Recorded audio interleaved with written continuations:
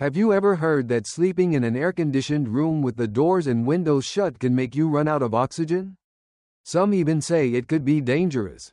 But how much truth is there to this claim? Today, let's break it down with real numbers and science, and put this myth to rest once and for all. Let's imagine a typical bedroom.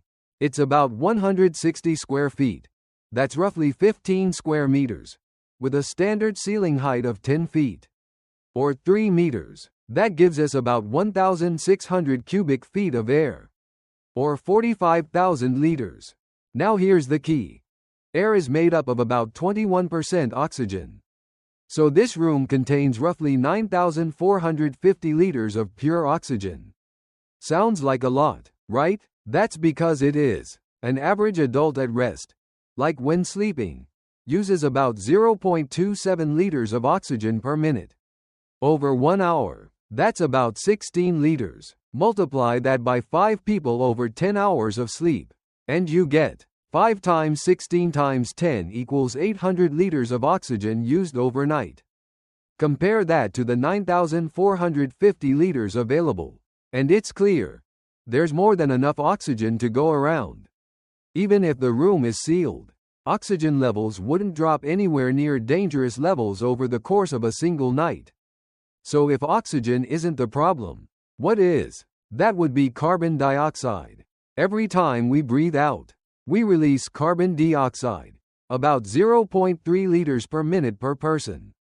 Over 10 hours, 5 people would exhale around 5 times 0.3 times 60 times 10 equals 900 liters of carbon dioxide. That's a lot more than what was in the room to begin with.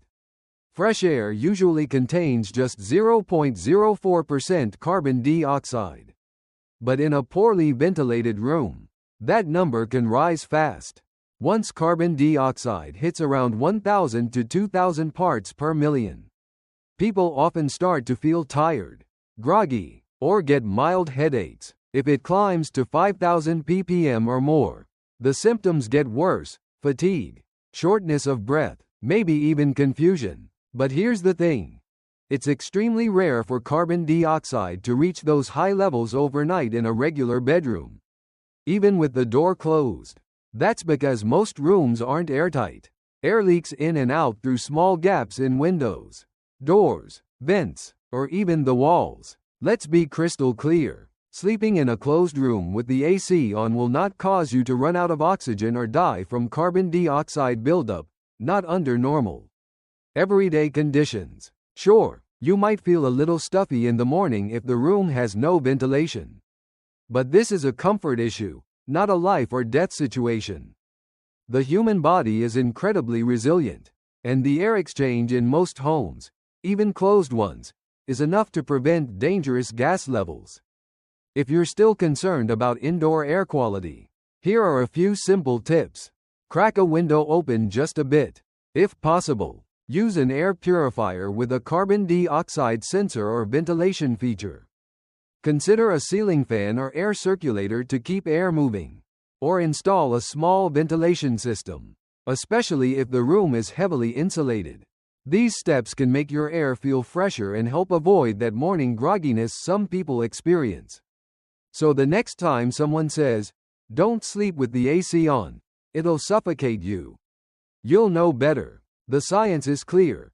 In a standard-sized room, oxygen isn't the problem, and carbon dioxide buildup isn't going to kill you overnight.